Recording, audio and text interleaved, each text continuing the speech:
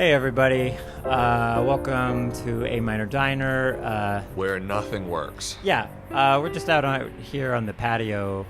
It's a beautiful night, but apparently the internet has I just don't know where it goes. Like, where does the internet go when it's not in our restaurant? We pay for it. We have it shipped here via whatever it is. Cables? Is it through cables? I don't know, but the cables aren't working. Yeah, so we were out here looking at the box, but now we're just kind of pissed at the people here. Peeved, I could say. We did actually call our IT guy, and I guess they're sending a new person or whatever. New person.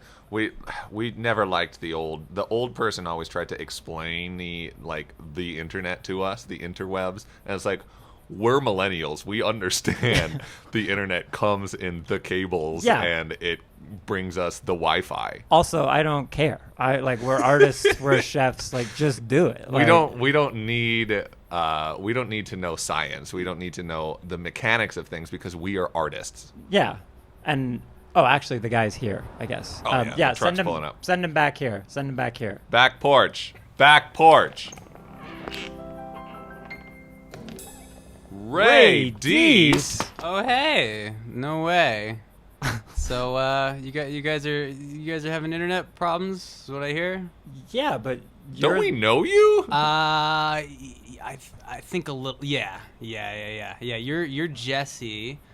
Correct. You're really tall. You're I'm the base chef. Oh, you're that makes sense. That makes sense. Your name's Zach, isn't it? Yeah, your name is Ray Dees. My name is Ray Dees, all one word put together. But you're here fixing the internet because we know you as, like us, artists. Yeah, I thought you were just an art person. Yeah, I need you to not tell anyone that I do this on the side, please. It's a little bit embarrassing.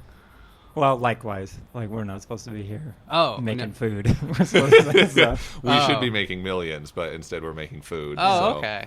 Okay. So what, other than our, IT inquiry, what have you been up to?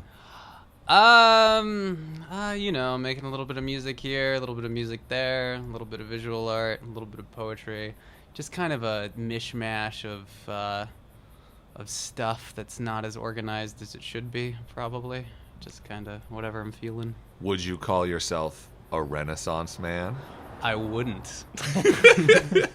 We can, then. Yeah. Well, I hate to put words in your mouth, Renaissance man.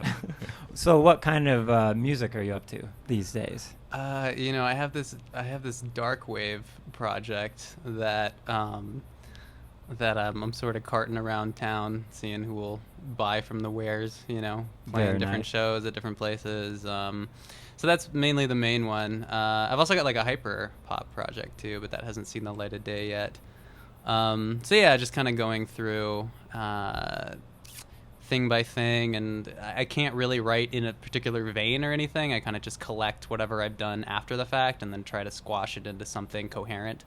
And I have enough darkwave songs to where that's been the thing. So. Oh, very cool. Yeah. Album coming out soon? Yes, going to be coming out late April, early May. Don't know what it's going to be called yet, but there's going to be about 10 tracks and lots of darkness and dancing. Yeah. We're all I about generally like both of those things. Yeah, I was gonna say we're all about that here. I gotta ask. I don't mean to be rude. What is this thing that you're carrying in? Because I'm no IT professional, but this doesn't seem, this little plastic. Well, I know y'all don't like explanations. So, but this is the internet. The internet. The internet. Yeah. Well, it's not the whole internet. It's something that allows you. It's a new router. It allows you to access it. So your old router is crap. It doesn't work anymore. It's from the 90s. I don't want to insult you. I don't know what your relationship is with your router, but it's not so good anymore. You got to put it down. We're not talking about the router. We see you're carrying the internet device, but you've got something that looks like a sex toy in your house. Oh, yeah. I didn't mean to be rude, but okay. Yeah. Well, now this is even more embarrassing. But this is a product from the 2015 compilation album by the producer SOPHIE of the same name. And no one exactly knows what it is, but it's fun to look at, and it feels nice. And so I brought it with me. Fair enough. Do Fair you want to touch it? enough. Maybe No. later, but It's got these cool little. It's got lots of textures. I'm gonna say no. Yeah. But All right. Thank but no, you. Sophie. It's product from Sophie. Yeah. Very cool. Because yeah, we're familiar with Sophie. Can you tell us a little bit? I guess the other diners out here, like who is Sophie? And product is her first effort, right? Her first big compilation. Yeah. So, where to start? So Sophie is originally from Glasgow, Scotland, but really kind of made a name for herself in the London scene alongside the PC music people, as opposed to sort of the heavy bass, bro-y sort of dubstep post-rave culture stuff that was happening in London at the time.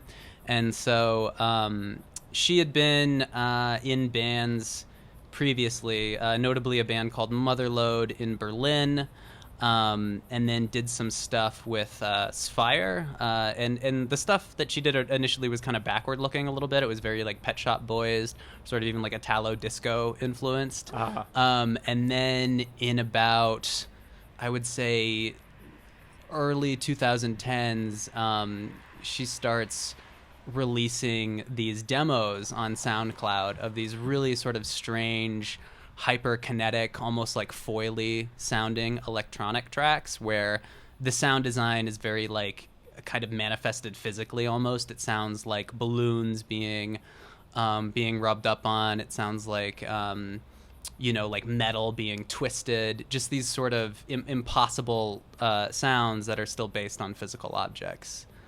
Interesting. And you mentioned like PC music, because Sophie would be like a hyperpop artist. That's almost like the genesis of hyperpop. Hyperpop before that, like New York Times term existed. Exactly. Yeah. Yeah. And so like I didn't know that aspect of what she was doing before. I just knew her as the 2010s artist.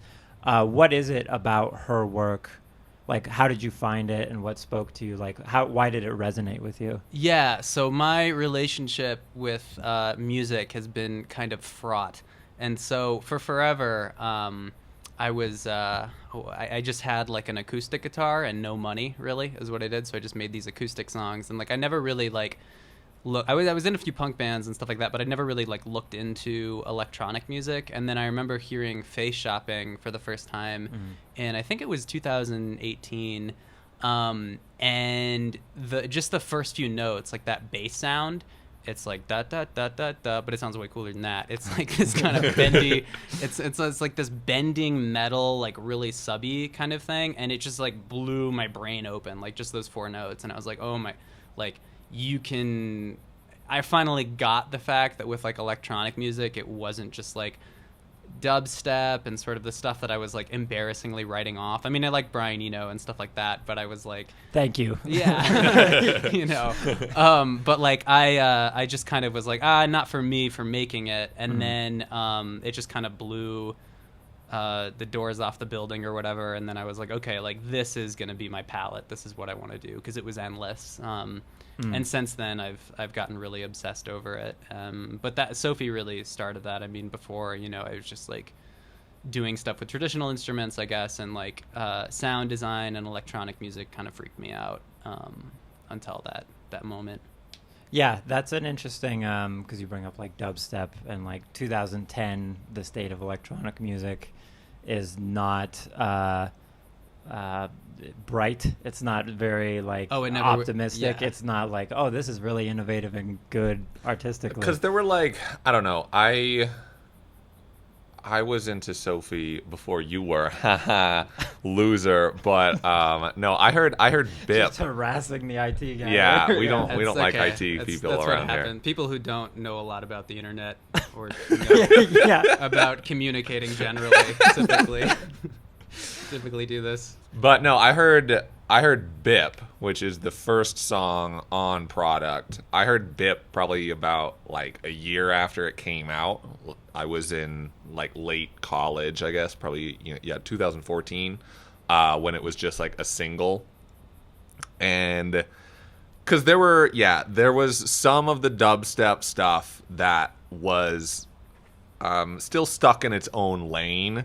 but like interesting from a sound design perspective. Like I listened to a lot of like Rusty back in that time, and like Hudson Mohawk, which like I wouldn't call them, you know, fantastic artists, but they were doing what they were doing like pretty well. And then I heard the Bip L single. I was like, holy shit! Like this legitimately doesn't sound like anything I heard like I had heard before that, because it implemented these like sound design techniques from dubstep and from like heavy bass electronic music, but put it in this entirely different lane, this strange like post-capitalist soundscape of bizarreness. And the only visual I had to go off of, because she was anonymous really for the longest time, was just a slide. The single artwork was just a slide. And that's all I had. That's the only image I had, which is interesting because I feel like so many artists like come out now with like the defined image, and this is what we are, and this is what we want to look like. And all I had was a slide. Yeah, I mean, the interesting thing about Bip specifically, especially contextualized in that kind of like London dubstep scene, I guess, is like it's really, really experimental, and the sound palette that it's dealing with is totally original. But it kind of, but it fucking slaps at the same time. You know what I mean? Like it's got that kind of dubstep catchiness. It's still very much like pop music, and it's this perfect blending of like experimentalism and pop in a way that, unlike a lot of experimental music, which is very kind of like cold and austere and kind of hard to, it's immediately accessible, I think, and bright and colorful, you know, which I think is the thing that really strikes me about Sophie, as opposed to someone like Arca or even other PC music people who make music that I think strikes me as a little bit of the colder side of experimental electronic music, you know? Yeah. And so for like any diners that aren't aware, you have Sophie, and then you have alongside her this label PC Music over in the UK. And they sort of start pumping out this in the same way that there are these foundational punk labels that kind of all of a sudden rock music is so much more aggressive and fast. PC Music is like a shorthand for, like you're saying, this sort of post-capitalist, we're taking the aesthetics of commercial, like mass marketing or whatever, but then mixing it with very hardcore experimental electronic music. And it sort of it's a weird how synonymous I think they all become, because like it's happened in such a short amount of time that you go from like Sophie to like 100 Gex to like artists like that she basically was installed as PC Music was, as like this is the Adam and Eve of this movement, and kind of set the basic tenets of what it was going to be, what hyperpop was going to be before the New York Times tells us what it is. And I found it interesting listening to this again, because I like her album is great. Her debut album is like so seminal, like perfect 2010s album basically. And it was interesting going back to this of like, oh, she was just like good from the start basically. Like of course there's unheard material on her laptop somewhere, whatever, but like the first things that she put out were pretty innovative and pretty striking. I guess, how do you both feel about Sophie's, in relation to this album or this release specifically, product, like where she went from here and then where the genre went from here basically? Well, I actually have something quick to sort of say about that, just kind of contextualizing her artistic trajectory in the first stuff of hers that's available, which actually what's very interesting is that I think her earliest stuff is actually a little bit backward looking. So kind of like the Italo disco stuff that she did with Spire, and even some of the Motherlode stuff. Some of it's even kind of like Britpop, you know what I mean? Like it's like Pet Shop Boys. Yeah. I have not heard that. You got to listen to Motherlode, man. It's like, but it's really, really interesting. And the Spire album or EP, I believe that she did, which was, she was working with Spire, so it's Sophie and Spire are the two people involved, and it comes out just a few months, I think, before Bip. So it's like she kind of seems to have these two kind of like related but sort of tangential things, artistic sort of trajectories, I guess, going at the same time, and she really kind of leans into the newer kind of more experimental stuff. But you can hear kind of the Pet Shop Boys and the sweetness in there. And I think as far as like where she was going, I mean, I think maybe now it's a good time just to say that, you know, she died tragically last year, January 31st. But I remember reading like interviews and stuff with her brother, who I guess mixed and mastered a lot of her stuff. And he said that the plan was to sort of release an experimental album and then release a more pop album and kind of like do those sort of back to back and have those kind of paired next to one another. So I think the two threads that I see with Sophie all the time is this amazing kind of like forward lookingness with sound design and with sound palette and everything like that. But then a kind of having embedded within that the kind of bones of pop, you know, like sonically it's very interesting, but melodically there's not a lot of innovation. It's very much pop music. It's it's if it's innovative, it's because it's so minimal and it's like the absolute you know, like substrate or precipitate of what pop is. It's like so simple from sort of a melodic point of view. And so that's kind of where I always see Sophie and where I think she's like located in the broader context of pop music. And then just really quick, I think it's important before moving on and letting someone else talk to talk about the sort of Sophie's background growing up. Because she gave an interview that was released posthumously. It was a radio interview, which is really interesting. It's because forever, like you were saying, Zach, I mean, she's been, you know, this kind of nameless, faceless producer, falling into that nameless, faceless producer trope for the longest time. And this interview with her was very much just like, here I am, I'm Sophie, I'm a person, I'm going to talk honestly about this stuff.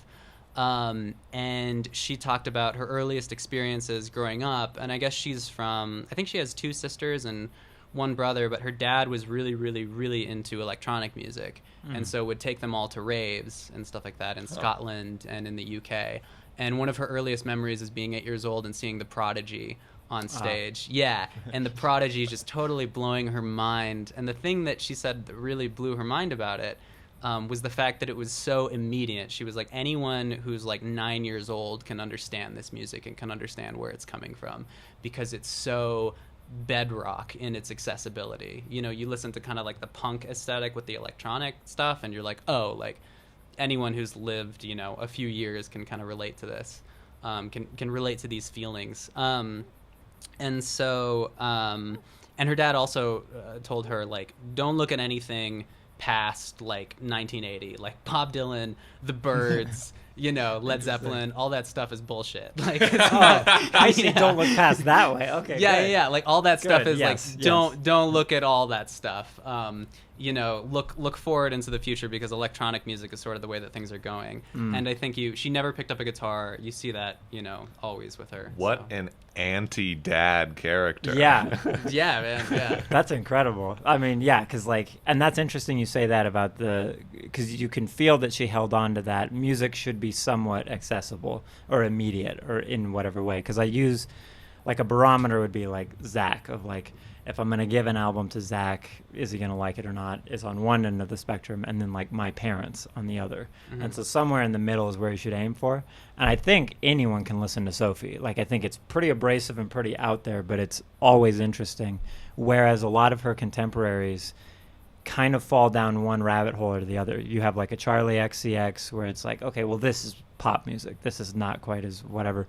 And then, like, in my opinion, 100 Gex where it's like, this is a bit obnoxious for the sake of being obnoxious. Yeah. That is pretty interesting. They got something up there in the water in Scotland when it comes to electronic music. Sure. Yeah. Because they just keep pumping them out. Well, yeah, PC music is like this weird fungus that like grew up in sort of like the UK culture, because it's not, you know, like I remember A.G. Cook, who's the who started the PC music label, I believe, along with contemporary Danny Harrell, and he, you know, is sort of one of the figureheads who kind of like collected all this London weirdness into what eventually became PC music. But it's like a really interesting kind of like weird story, like the story of that label, because yeah, they're in this context of like heavy bass music and kind of the post rave scene, and they're making this really weird kind of like, you know, is it ironic, is it not ironic, kind of like bubblegum type pop stuff.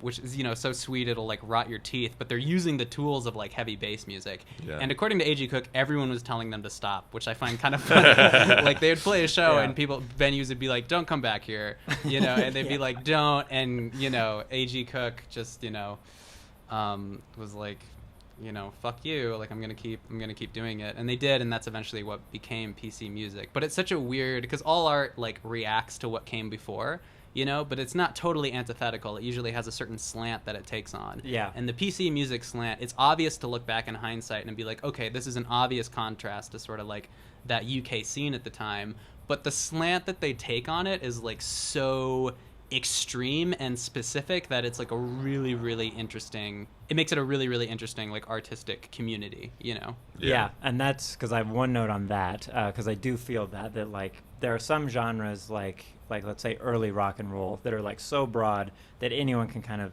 pick it up, try it, and it's palatable to whoever. Whereas like hyper pop PC music is like, oh, you really have to like walk this tightrope and nail it.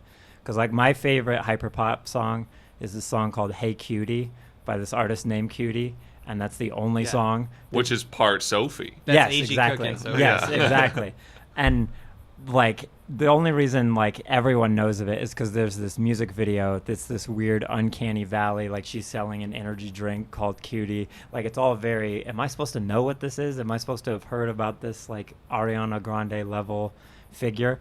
But then there's this video of her doing it live at this festival in Texas that I just like love, because she's just there kind of DJing it, kind of doing whatever she's doing on the laptop, and she's trying not to smile the whole time, like trying to maintain this act for these Texas people that I think this is around 2015-16 that they just like, I think this is really great, but I don't get it like at all. And she's trying not to go. Yeah. And the minute it kind of builds and builds to a crescendo and then like just ends like with this big bass note, and she just picks up her purse and walks off with like no anything, and they kind of clap. Yeah. And I think that is my personal like quagmire, I guess, with PC music or hyper pop, is that it's this weird thing that you get artists like 100 Gex or Sophie, where it's very, anyone who listens to a lot of music is like, oh, this is really forward thinking, this is really interesting, like I want to try to do this, or I want to try to whatever. And the pitfalls that come with it of like if you go too poppy or too aggressive are I don't want to be rude, but like unlistenable, basically. Like it's like a really interesting sound, a really interesting like palette to play with, different colors to play with. But if you get it wrong, it like poisons itself like instantly. Like you might have had a good concept for a song, but if you don't do it right, it's like a wash. Because I feel like kind of the unfortunate thing with Sophie, and especially the product era Sophie material, like all of it feels very genuine, despite living in this kind of post-ironic weird landscape that it's meant to inhabit. It feels very genuine, and there's like genuine emotions in there. Just like We Never Said Goodbye is like a perfect song that's brought me to tears on multiple occasions in my life. And then other tracks on there, like Bip, is incredibly heartfelt. Like Lemonade feels very heartfelt despite being like this weird advertisement kind of thing. And I feel like so many artists that are making this kind of stuff today, now that this is like a trend that Sophie started, I feel like they lean too far into the irony part of it and too much into the like, we're weird for being like weird for the sake of weird, different for the sake of different. So somebody like I think everybody in this restaurant right now has varying opinions about Dorian Electra. Thought the first album was like fine. It was like kind of interesting, kind of cool.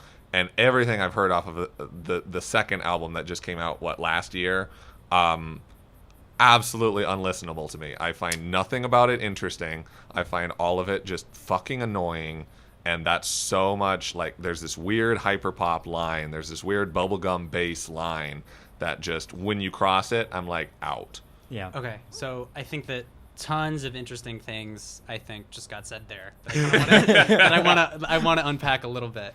because I really think that like irony and post-irony, whatever that means, is sort of like gets at the crux of what I think. I'm trying not to use this phrase, but if there's like a cultural innovation or whatever that like that like PC music and PC music adjacent people have made, it's the kind of breaking down of the subjectivity and objectivity barriers that are required for something to be ironic in the first place. So Dorian Electra is actually a very interesting case because I think it was this past week that I actually saw Dorian Electra. She came to Denver and did her new album, which I believe is called My Agenda.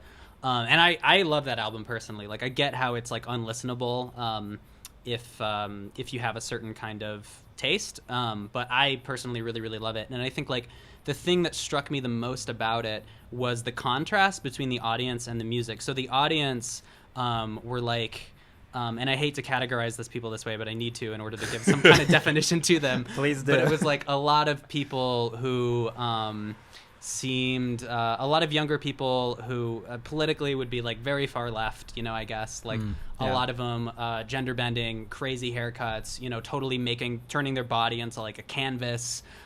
So like that kind of crowd, you know, and which kind of makes sense when you look at PC music's fan base generally, I guess, like, you know, the LGBTQ representation intentionally and not intentionally that artists try to, you know, curate that kind of thing.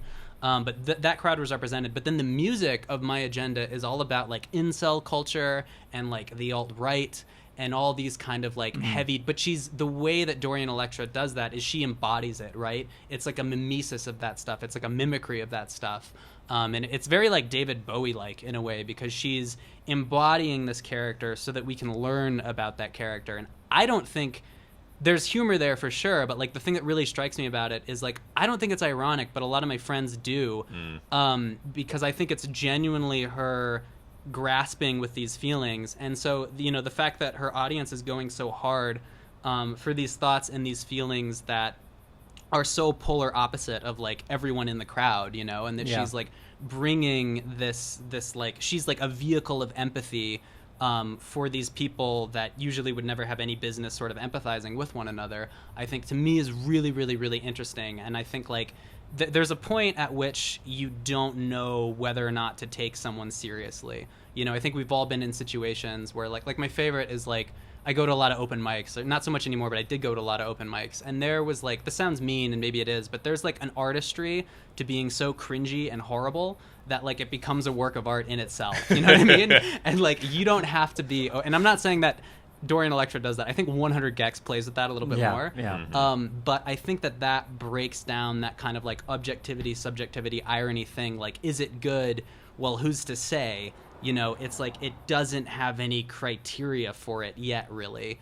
And so I think like I love that. Like A.G. Cook really plays with that. Like especially his early stuff is like, is he being ironic? Is he not being ironic? I don't think he really gives a fuck. I don't think there's that intention. He doesn't take irony into account when he's making things. I get the sense, and I find that incredibly freeing and kind of amazing. It reminds me of like Captain Beefheart if I want to look back or whatever. No, that's an interesting, because I think that is one of the dangers. Because like I like that of like there's this vacuum where irony doesn't exist, and so the cornerstone of this music, you know, you're only hearing the end product as an audience member, but there is no irony in it. And then the danger, it sort of reminds me of like a grunge thing of like you get your Pearl Jams and Nirvanas and they're coming at it from a completely different perspective. But by the time they hit public consciousness, it's like, oh, so like kind of rough, grumbling, screaming, doing whatever sort of thing. And it, you know, we get into new metal and new whatever. Like the shockwaves from that were bad, almost objectively from grunge. And I think that that's an interesting, because I had not considered that perspective on her work, because that's a great comparison to the Bowie thing, because when he does, I think he's the Thin White Duke when he's saying all this like pro-fascist, pro-Nazi stuff, and no one is like going back and quote unquote canceling him for that, because it's very apparent that he's playing this part. And I think maybe that's the trick, is that I would almost argue that the music is noble for doing this, like PC music is noble for doing this, but it's doing it in a very dangerous time where if if this entity, be it a company or an artist or just a person, believes 99% of what I believe, but not this 1%, oh, then they're alt-right, or then they're a radical leftist, or then they're whatever. And so PC music has this thing where I think, like, I agree with the 100 gecs playing with that, is it supposed to be cringy or not? It becomes tricky for me, because then it reminds me in that sense of like pop punk, of like it's all the aesthetics of punk and all the ethos to whatever degree on a giant label receiving $10 million checks, and it's like, oh, you're kind of any sort of anti-corporate message that you're pumping out via Blink 182 has already like nixed itself basically. But no, that is an interesting point. Yeah, and I think one of the interesting things that you said there is you said that now it's sort of like you're taking an extra risk when you're doing that because times are so polarized and so fraught. And like I think that is what makes Dorian Electra now like exceptional. You know what I mean? Because again, like this concert, it just kind of it blew me away because the audience is like, if we're gonna divide people up by politics or like ideology or whatever, which is kind of lame, but to have these kind of conversations, I feel like you have to do it. Her audience and the stuff that she's embodying and talking about are on polar opposites of the spectrum. And so the fact that you can have, and a concert is like, you know, it's kind of an id-based place. It's like not the most intelligent place. It's dumb in the best way. You know what I mean? Like it's just about emotions and movement and physicality and sweating. Everybody put your hands up! Yeah. I mean, it's great. You know what I mean? It's cathartic. That's what concerts are for. And so you have like that mixed in with this this exploration into the most extreme sort of like far right places with Dorian Electra. And like the thing is like, you know, and this is a place that an artist gets to occupy that almost no one else does. And this is what makes artists so valuable, I think, is the fact that like they have societal, like it's okay for them to explore these dark places and to play with these ideas. And that's also what's a little bit dangerous. Like David Bowie, it's not, people don't like to talk about it, but it's not clear to me that sort of like fascist, occult, weird phase of David Bowie, I don't know if he was pretending. Right, You know what I mean? I think he might have been kind of serious about it, and then after the fact, but that's what an artist does. They feel things. And so Dorian Electra, like I think a lot of this anger and a lot of the stuff that she's talking about, to me at least, reads as genuine because it provokes things in me that I don't like to look at, but that are genuine, because everyone has a little piece of everything in them, you know what I mean? And I think the antidote to times that are so polarized now is being able to find the thing that you demonize inside yourself. Because in order to be angry, in order to demonize something, you have to be able to understand it just a little bit. If you didn't understand it just a little bit, you wouldn't even be able to conceptualize it enough to feel that anger. So, and looking at it is sort of the cure for it. If you can look at it and you can pull it in front of you, you can do exposure therapy on yourself or whatever, then then it becomes a thing that you can work with. And that's the value that I see in Dorian Electra specifically. So then going to like wrapping Sophie into this, because you spoke about like the ways in which the balloon rubbing and things like that. Yeah. She does have like a very interesting sort of soundscape that she plays with. Like, what are your thoughts on, like you say, she doesn't play an acoustic guitar, so like her instruments and her is her like her waveform file basically there. So like, in what ways did she innovate? In what ways what did she bring to the table, I guess?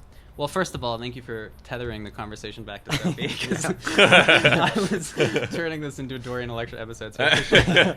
I actually have some sounds here that I sort of cooked up with Serum. And I think, like, because in preparation for this episode, but just because Sophie is sort of at, like, the bedrock of my tenure, I guess, in electronic music, I really wanted to kind of like get into that headspace and see what it would be like to kind of try to come up with some of these sounds. And they're kind of knockoffs. They're obviously not the real thing, but I mean, I think it gives sort of a bit of insight into Sophie's thought process, maybe, or my interpretation of that. So I'm just going to play a few, get it kind of, hopefully get the laptop close to the mic.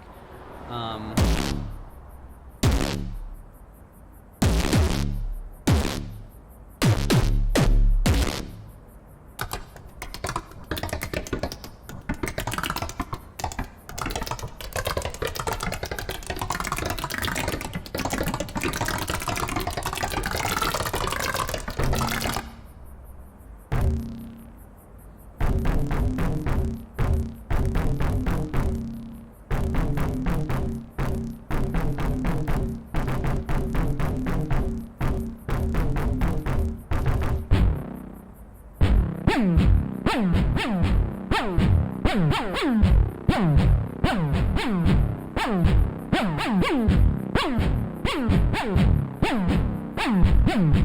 know, so Yeah. stuff like that. And like, I won't bore you with going through the whole litany, but when I was coming up with these, I sort of realized like it's hard not to get technical about it, but like the way that Serum works is it's very visual, I guess. You can kind of see the waveforms and the envelopes that wrap the sound and sort of like the attack and the release and like how long a note's going to sustain for, if it's going to drop in pitch. And when I was sort of listening to Sophie's sounds and trying to come up with them, it was more like coming up with like Foley sounds than it was like coming up with like traditional, like here's the melody and everything. And it was a total disregard of traditional instruments. Because one thing that Sophie's actually said, which I kind of felt viscerally when I was trying to do this, was like, these sounds like electronic music, like all kind of innovations in a digital space, are looking back at analog things for inspiration. Yeah. So like you've got your bass, you've got your higher frequencies, you've got all this stuff. And Sophie was like, let's stop pretending that we're a rock band. You know what I mean? Let's open it up to where you can have you can have an instrument where you don't really know what it is. Is it a bass? Is it a guitar? It doesn't really matter, you know? And so I think like as far as technical innovation, there's a kind of Sophie actually also studied sculpture, which I think maybe is what gets at the crux of this. Interesting. So Yep. she's sculpting these sounds, and if you close your eyes and you picture a Sophie song, I feel like you can't help but picture something that's kind of very physically interesting. It's not like a landscape, you know what I mean? It's like an object. It's like some sort of tangible, geodesic. It's like a thing. And I think like that's Sophie's big innovation that a lot of hyperpop people aren't picking up on, I think, now, mainly because it's hard. I think it's hard to do and it's hard to think in that way. But her kind of palette wasn't based on melody or even rhythm, really. It was based on like the design of sound and designing something that sounds like, you know, like a straw being sucked on, or like what if a piano was as big as a mountain? What would that sound like? What would the string vibration sound like? Things like that, you know? No, that's interesting. Like I remember the first thing I had ever heard about her was that she was like diving into like, I don't know the exact analogy here, like the microscopics of her waveforms to like adjust what they actually are to create a more physical sound. And you can totally hear that. This dish that you've brought here actually reminds me, I was cleaning out the bathroom here at A Minor Diner, and like one of the toilets was clogged there, and reached in, and there was like this shiny thing in there, this sort of like newfound turd, you know, like NFT sort of thing is what I'm calling it. If we could, here, I'll bring it to the table here. It smells wretched.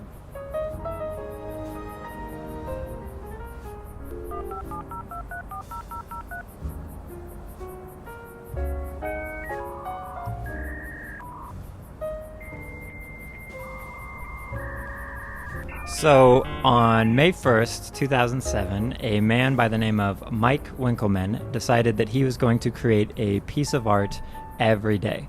This is something that a lot of artists do to sharpen their skills and develop their voice.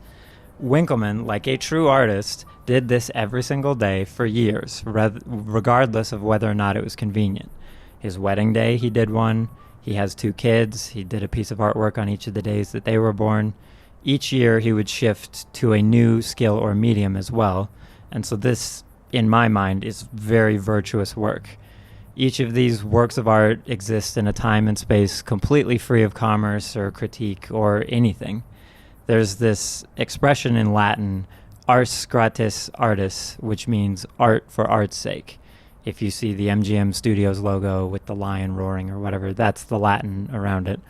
So he does this noble thing for years and years and years. And in that digital artistic community, he becomes known as someone who's very generous with his time and expertise in helping other people when they need, teaching or assistance. So this is all great. And then in the mid-2010s, art and commerce were fused together in a new digital way that hadn't been seen before.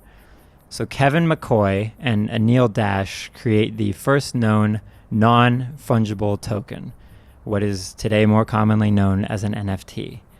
And the briefest possible way to describe an NFT is picture the most annoying thing you can possibly imagine and then make it infinitely more irritating. And a slightly less brief way to describe an NFT is to imagine a collectible digital asset that holds monetary value. So if I personally made a work of art that can be digitized, like an image or a song or a video, I could put a statement of authenticity inside of that work that can't be duplicated. Then people can buy that statement of authenticity, either a part of it or the whole thing, and the perceived value of that work of art would cause anyone who invested in it to gain or lose money. So basically, in the same way you can buy a painting that will gain or lose value based on its perception, how much it's worth, an NFT is basically a sticker on a work of art that says that it's an authentic first edition of something and that the sticker basically acts like the stock market. So back to Mike Winkelmann, the man who did a work of art every single day for years. Online, he goes by the name of Beeple, and he decided to start selling NFTs of his work as Beeple in early 2020. He did relatively well financially, selling some of his work for tens of thousands of dollars.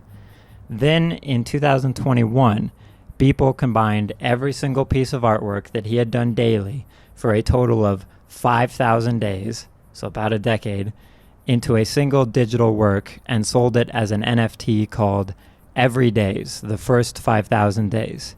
He sold this work through Christie's auction house for $69.4 million. And as of the time of serving this dish, the work is estimated to be worth over $175 million, making him one of the wealthiest living artists, which is not bad for some just, no-name digital artist in South Carolina. Now his kids don't have to worry about college. It's the American dream, the artistic dream, because you do something halfway creative, make enough money to be comfortable, pursue future art. What could possibly be the downside? Well, Beeple's artwork is very, very bad. Subjectively, in regards to the bottom of the barrel, I don't think it's the general contents of the bottom of the barrel. I think his work is the mucus that forms between the bottom of the barrel and the barrel itself. His work consists of digital illustrations of vague, post-apocalyptic gibberish, where various pop culture iconography is all mashed together like some roadkill stew. Objectively, compared to every other work of art that's been made over the last 10,000 years, Beeple's work is contrived, uninspired, superficial nonsense. There's not really an artistic statement, there's not really any room for emotional resonance, and there isn't a style that couldn't be instantly replicated and even improved by a non-sentient algorithm, which I'll get to later. But Jesse, Donald Trump is bad. Yes, Orange Man bad, and same with Apple and everyone else, whatever his name is, Jeff Bezos. So the reason I serve this dish alongside the SOPHIE EP is I think that they're opposite sides of the same coin.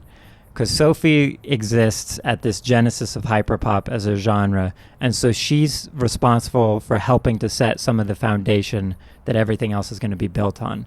And that's the thing. Like, by definition, you can't build something in a genre that isn't somewhat governed by that foundation, because otherwise it'd be a different genre. So in the same way that the Beatles, they're responsible for influencing all popular music after their time, SOPHIE's choices became the tenets of a genre. And the same thing applies to Beeple.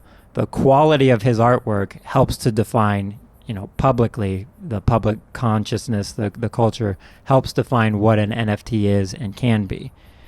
And that's the tricky thing about time and money, is that they're the best two ways to measure a culture's values. What people pay attention to and what they're willing to pay for is indicative of the values that they hold. These values being ethics, morals, philosophy, things that make up what a person actually is on the inside. So hyperpop, at its worst, like when artists abuse the label, abuse the genre, it shows that people value the superficiality and obviousness of pop culture to such an extent that even the most ardent anti-capitalist will argue that the sugary aesthetics of mass marketing surely must have nutritional value. And then previously, the art market was reserved for like pretentious elites pretending to understand old paintings to impress their dinner guests. But NFTs have shown that even the quote-unquote unenlightened masses have no desire to see art as anything other than A, something to provide immediate sugary satisfaction, or B, a vehicle for financial gain. So by its definition, as you were saying, Ray, hyperpop is somewhat reactionary, where it needs content to exist, not politically reactionary, just reactionary in the sense it needs things to first exist to then be manipulated. And in that sense, like any other genre, it can become deeper or more shallow through time, where like pop punk has become so shallow that there's not really anything in itself to build off of. There's nowhere for that to go. It's stuck in its place in time. And I would say the same thing about artists like Beeple and the very concept of NFTs, because artists being able to retain digital ownership of their work is an outrageously important concept that we've spent 20 years trying to figure out. And none of the answers seemed to be quite sexy enough to grab the attention of the public until now, with the introduction of the concept, oh, what if it's not about artists retaining rights to their work, but actually letting us introduce artificial scarcity into the one aspect of culture that hasn't been directly monetized yet? So I serve this dish as a companion piece because I think SOPHIE introduced something to culture that was so interesting and clever that it was impossible to ignore. Whereas Beeple and artists like him have introduced something to culture that is so interesting and clever that it's become impossible to ignore. Both of them, regardless of intention, helping to reduce the global artistic landscape to a reactionary and imaginationless digital hell. So bon appetit, guys. Here's my NFT for you. I just want to take a quick... I don't understand how you could say that the art is subjectively bad when one of the 5,000 images is a gender-swapped Captain Crunch, and the piece is called Captain Bitch. I just don't understand how I'm you taking can a tell stand. me. I don't understand how you can tell me that's not art. Yeah. Jesse. I love. You hear that, Mike? You fucking suck, dude. You're the grime in between the barrel of the barrel. You should find a lake to drown in. Mike, living in Wisconsin. No. I appreciate that perspective. I'm gonna defend Beeple a little bit, and then I'm gonna talk a little bit about NFTs, if that's okay. I'll try to be quick. Please do after my TED Talk there. Yeah. Okay, Mike, I know you're feeling down, buddy. I'm here. Sorry.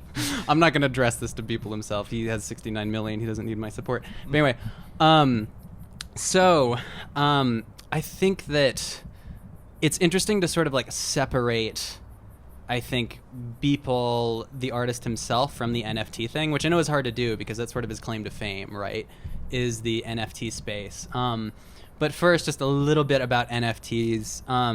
So NFTs are really kind of this offshoot of a general trend towards cryptocurrency.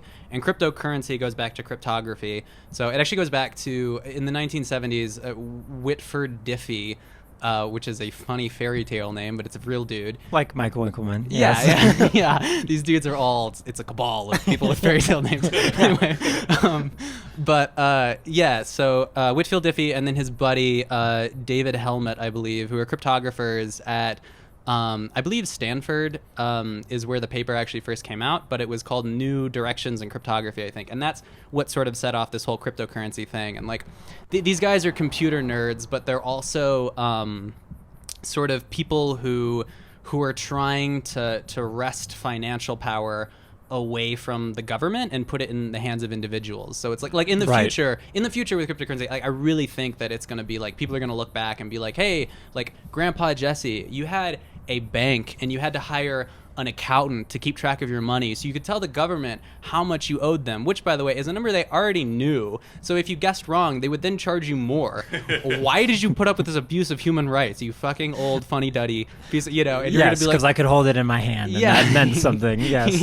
Yeah. And so, like, and everyone's gonna be in that boat. And like, so cryptocurrency is this trend towards sort of like making taking monetary power and putting it into the hands of individuals. And so you get like Bitcoin and like Dogecoin and a bunch of other weird kind of offshoots. But that's the whole idea, is that now you have power over your monetary stuff. And the NSA, by the way, is very unhappy about this, as you would imagine. Right. So there's tons of back and forth between the kind of pioneers of this stuff and then the government trying to shut them down. But anyway, an NFT is a trading card, basically. So when I was a kid, I used to have a band of little, my little droogs or whatever, little assholes is what I like to call them. It's like the little rascals, but a little bit more crude. Yeah. And so we all kind of growing up in the same culinary village, we went to culinary high school, know that the only things to do out there really is to like read and like cuff paint, right? There's like nothing to do. Yes. And so for the sake of this story, like one of my friends, this dude named Kyle, had this brilliant idea, because we didn't, none of us got an allowance except for him from their parents. And so and we wanted to like go to Parker and like go to movies and stuff like that, and even go to Denver just to get out of where we were from.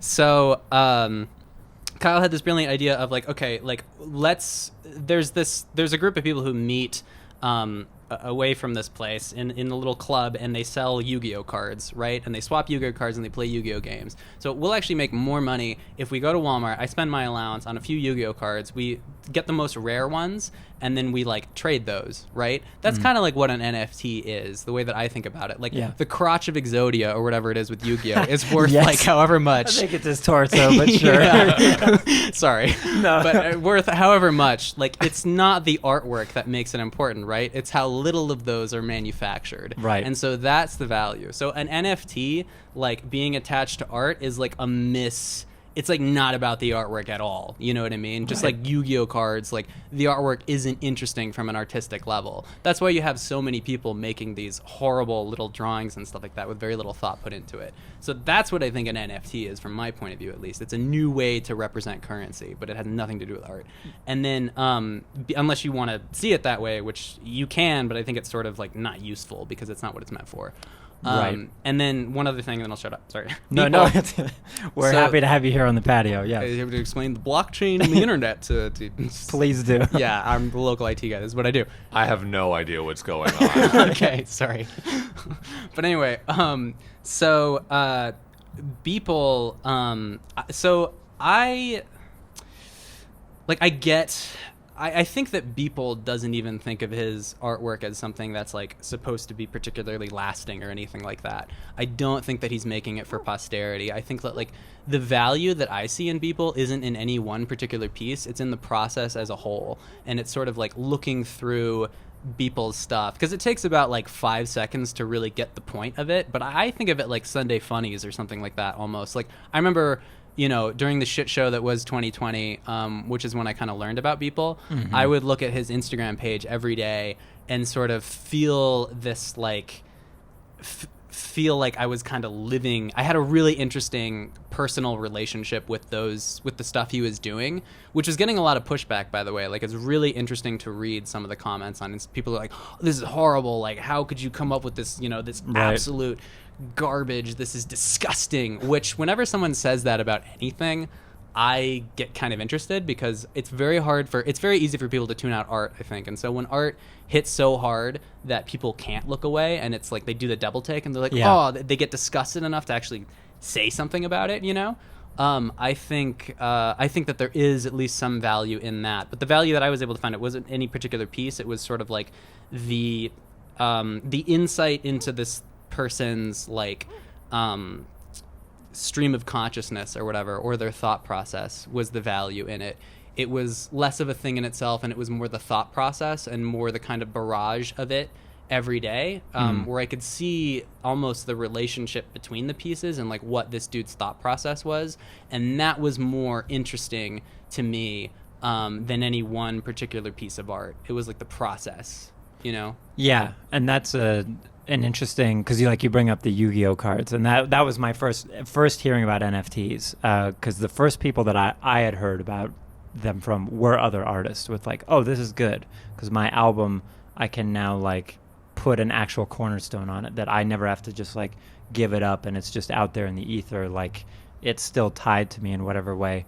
But then the the rate at which it's been sort of, because again, to bring up our Lord and Savior, Brian Eno was asked about this recently, and he's like, I think this is just a way for, finance people to muscle in on the art world even more than they already have. Mm-hmm. But I do agree with your point that, like, because it is an offshoot of crypto. It is a branch of crypto to whatever degree. And then in my opinion, it's this weird perversion of the potential that it could have, because you look at back in the day, early 20th century, like if I want to put on a play, there's this hierarchy that ends at Broadway, and Broadway is going to pay the most. And so culture is going to reward West Side Story with the most money, the most attention, the most whatever, because it's reached that peak. Whereas now, I was talking with an artist friend about this recently, there's a 16-year-old that put out an NFT and made like $1.6 million or whatever. And it becomes this weird, it's a separate conversation than the one we're having, but like, so when does this all collapse? Because that's $1.6 million, and we are putting value onto what a dollar is, and this person has literally not contributed something. He's contributed a segment of an idea that we have. The zeitgeist at the moment says that NFTs are vehicles you can use to grow wealth, and now we just gave a 16-year-old, like Justin Bieber had to play drums and say "Oh baby" and whatever to get his money, whereas now I find it weird. I guess would want your guys' opinion, because I have friends that buy NFTs, and I have a friend that's like an artist who's getting like dragged into it, of like, I'm not gonna be, I hate it and they're all bad, and this isn't really why I want to do art, because it has too much commerce in it, but I'm gonna do it because if I don't do it and I like blink twice and it's 20 years later, I'm not able to be an artist because I don't understand the landscape. So like, I guess if you could expand on that or elaborate on that, either of you, that sort of, I agree, an NFT could be anything. It could just be whatever digital file. But why is art getting dragged into it, and why is no one like moving the needle trying to make NFTs better, I guess? I can talk. Okay, I was going to let Zach talk, but I'll talk. So there was a lot there, but I think the general question, just to attack something specifically. Not attack, but deal with something specifically. Please do. I'm going to jump across this table, man. As long as you fix the internet while you're here. But so the question there is like, why are there not more artists trying to move the NFT needle forward? And then I think the other parallel to that I that resonated with me at least was like, the idea that artists sort of have to keep up with this NFT space if they're going to be relevant, but then there's the tension with being genuine, right, with staying relevant. Right. Yeah. Okay. So I think that those are pretty related. I see NFTs as being sort of, their value is not located in, it would be an innovation as obvious as it seems to some people. Because like the relationship between art and an NFT is sort of an illusion, is the way that I see it. Like I don't really see them as being artistic at all. So if you were to make an NFT that is artistic, it seems something obvious to do, since the medium of NFTs in a way is the same as the artistic medium. It's visual, Yeah. But like that would be an innovation, because I don't see a lot of people doing that. I'm sure they're out there, but they're not competing with like the crypto punks or whatever. And the crypto punks, these 16 or like 8-bit little images that suck, they're not very cool looking, are that way because there's only 8 of them and they're the first, I think that there's only 8. But anyway, there's only a few of them, and that's why they have the value that they have. So the kind of metric that's used to measure the value of these things is how much of them there are out there. That's the way that NFTs work. And so the other thing about like, and this is, it's hard for me to say anything objective about this, but like the relationship between trying to stay relevant and trying to make things that you really believe in, I think that it's a good idea to try to understand NFTs. I don't think you have to make one to stay relevant. I think that the NFTs are going to stay. The relationship between art and NFTs, I think, is going to come and go. People are going to realize that it's not the place for like high art or whatever, or something that you really put your soul into, unless there's someone who really innovates and is really good at marketing and figuring all that. I just don't see that happening. You'd have to have like a very singular person to be able to do that, or a very singular group of people. But like the relationship between staying relevant, and maybe this is where you can talk a little bit, Zach, because you and I both kind of we both make things, just like you do, Jesse. And like, I think for me, I remember the moment I kind of gave up on give up sounds kind of like it's a sad thing almost, but like, I don't expect to make any money off of anything I make, right. Artistic. And that was so freeing to me. And I've had so much more people sort of pay attention to what I'm doing, and I feel so much more genuinely about it since that kind of moment happened. And the idea that you have to make money off something in order to be valuable, I think is kind of sick. And I think one of the nice things about art is that it's one of the only things that's valuable in itself. You know what I mean? Right. It's not an excuse for anything else. And so my admittedly very subjective answer to that is like, just don't. If you're participating in something because it's a trend, because you think it's going to make you money, or because a lot of people are into it, just don't fucking do that, because that's always going to be opposed to any genuine artistic interest, because your values are not aimed towards the art. They're something else, mm-hmm. And anytime that happens, it's obviously not about the art, like by definition, Yeah, ulterior motive, yeah. Yeah. But the reason I'm silent over here is because the entire fucking thing doesn't make any sense to me. I understand the trading card analogy, but as we all are here, we are various shades of nobody artists, right? And as a shade of nobody artist, if the contents of my laptop were to be uploaded onto the internet for some reason, I have a bunch of unreleased, unfinished tracks of stupid shit that I made in 15 minutes. I have dumb drawings that I made either digitally or in print or whatever. And everybody does. Everybody who has dabbled in art has these things that should be of no value because they're dumb. Like, they have no fucking meaning. They're not complete. They're not a statement. They're basically just what like a 16-year-old posted on DeviantArt in like 2008 or whatever. I don't understand why anybody is even conceiving these things to have this value solely based on the fact that there's only so many of them in existence, because there's only so many of everything in existence. Like, my unreleased track is worth $0. And I feel the same thing about all of these Beeple artworks. I feel like Captain Bitch is worth $0, and I don't understand. How dare you?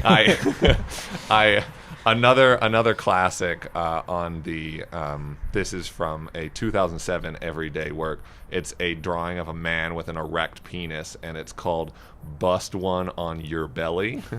So there's another great one. But I just don't get it. I just, at a very, very base level, do not understand where this money is coming from, who is spending this money, and why it is being spent. Is it being spent? Does this money exist? Are we living in this weird dystopian future where none of this exists and these people actually don't have this money? Have we always been living here? Are banks the same dystopian future? What's going on? I don't get it. And to just throw some sprinkles on what he was saying as well, because I have the same question for you. There is a website called beeplegenerator.com where it will just, you press a button and it's like this figurehead in this dystopian landscape with these people interacting in whatever way. And they look terrible, but then you compare a Beeple illustration to this and it's like, oh, that's like 65-70%. That's like almost missing some of the superficial work he did there. Yeah, if like, because Ray, I think you definitely understand it better than both of us, like the literal bits of what a NFT is. Because there's also the first pushback I ever saw on NFTs is like, yeah, but can't I just right click, save as, and now I also own your NFT because it's just a JPEG? Like, how is this all floating? Where's the money floating, and how is that value being assigned to that NFT, basically? Yeah, totally. Okay, so as the resident internet guy, the IT guy, if an apocalypse ever happens, I'm screwed. It's it's all the carpenters and everyone who'll survive. do you need a web page? And then they eat me or whatever. But anyway, but while I'm still useful before 2024, anyway, no conspiratorial overtones. But anyway, so. I think that it's interesting to sort of go back to the idea of finance and the idea of what a system of finance kind of is. It involves trading between people. But the things that are accorded value are abstract. Like money doesn't represent anything. It's just like a piece of paper. Right. And it's not even a particularly well-drawn piece of paper. I could probably do it. And so it's like, but it's a representation of something that's valuable. And so, like Bitcoin, when Bitcoin was first created, and like the whole Bitcoin mining thing, this sounds like a buzzword, but I think it's actually a good analogy. It's a little bit like digital gold. You know what I mean? Mm-hmm. Like when the gold rush first happened, you go in your backyard, be like, oh my God, there's some gold or whatever. And then after a while, you have to like really do some digging because you've got competition. And then after a while, the means of production is even something that average people just don't have anymore.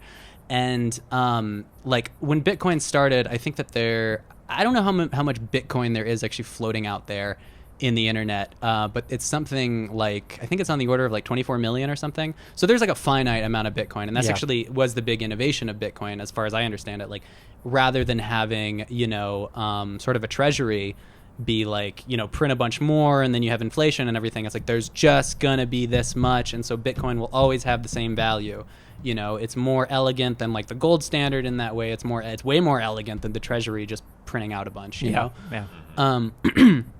And so like, again, like I think this perspective is kind of conflating the artistic thing. Like, okay, so if I took one of your tracks, Zach, which is genius, by the way. It's amazing. Fantastic. Dude, everything. Yes. There's like a lot of what I do is a hex cassette ripoff. I'll just straight up say it on this podcast. A lot of the dark wave stuff I do is totally influenced by you. So anyway, but regardless, like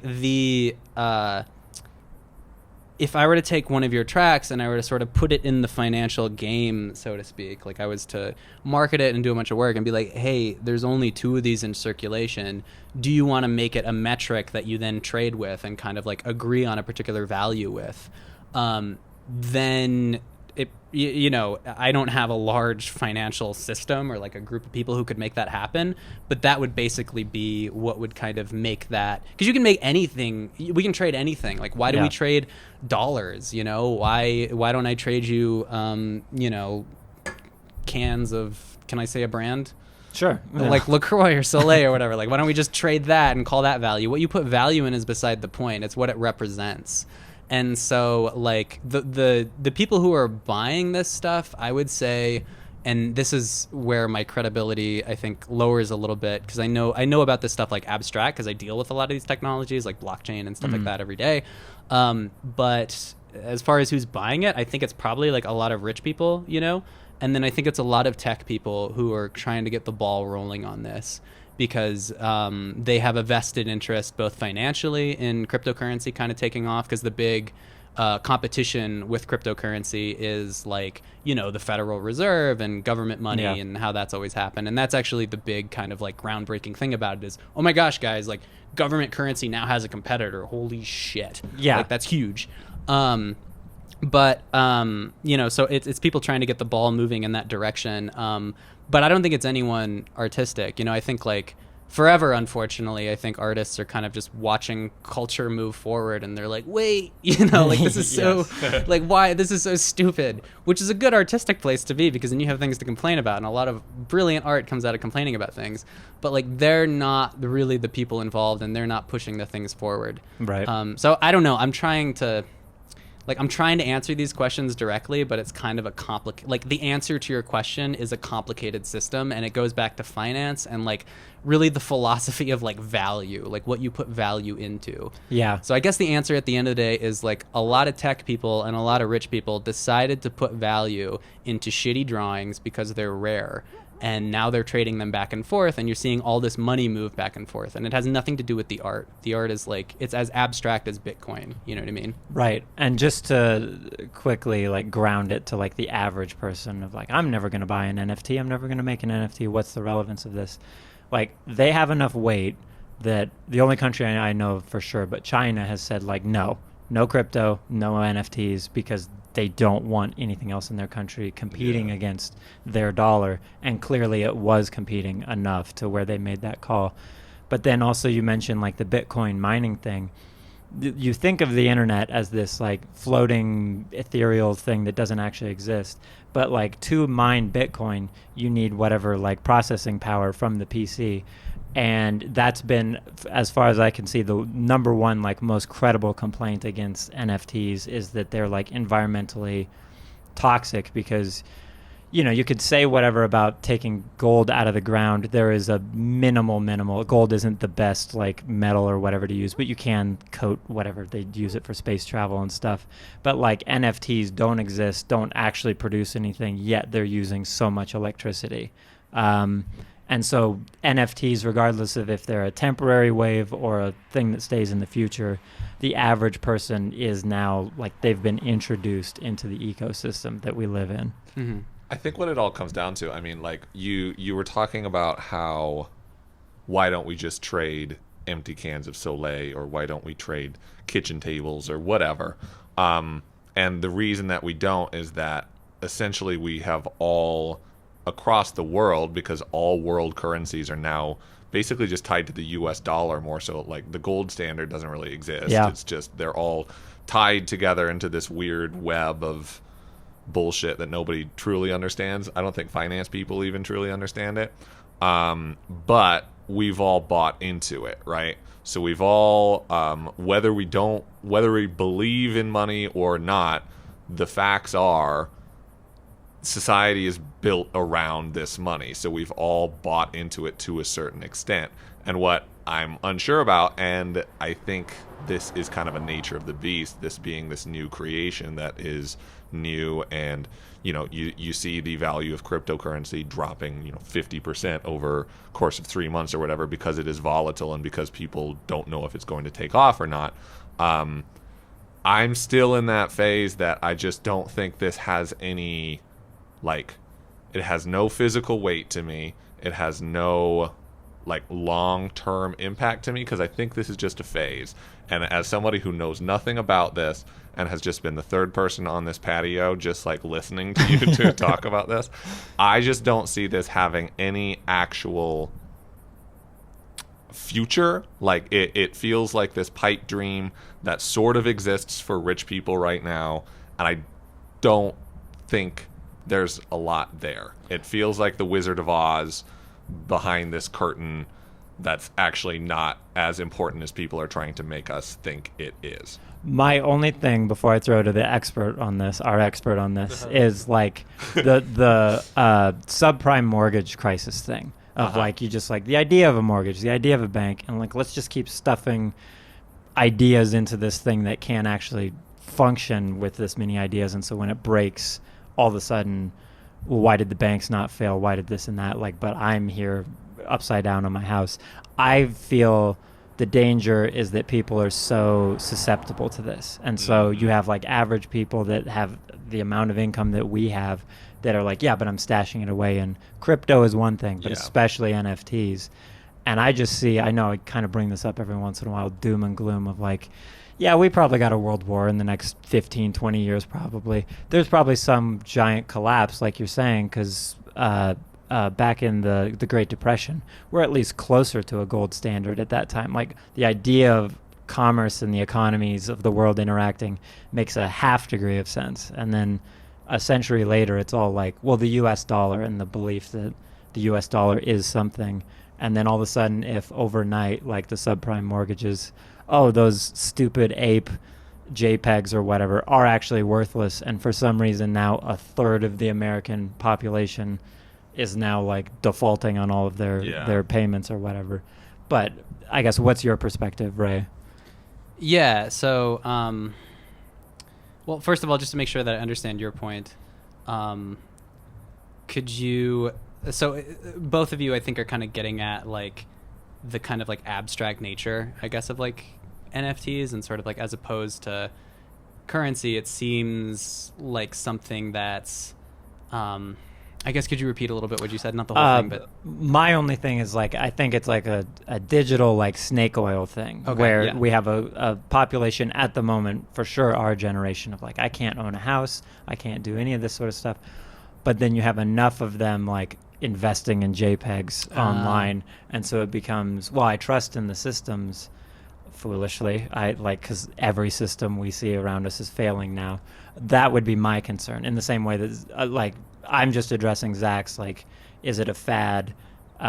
What are the actual implications of all of this money floating? And mine is like, well, people are actually footing the bill for this. Yeah. So NFTs as being sort of a false bill of sale that's like actually representative of nothing. Yeah, totally.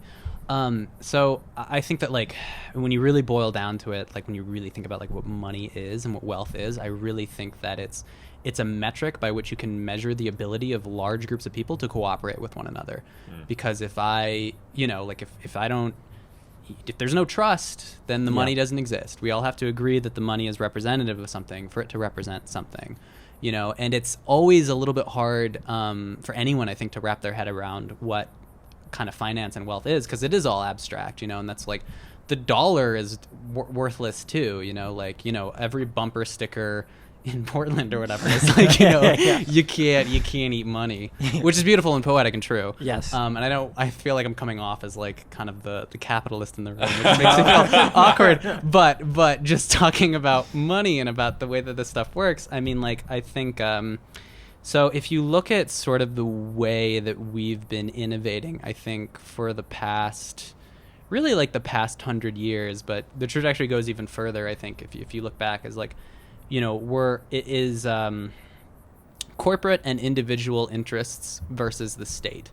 You know what I mean? Because it's like, back when you had the postal system, it's like the government kind of controls a lot of the way that people communicate. Yeah. And then you have like the advent of like the telephone, or if you want to go back even further, like Morse or whatever the tappy tap stuff is.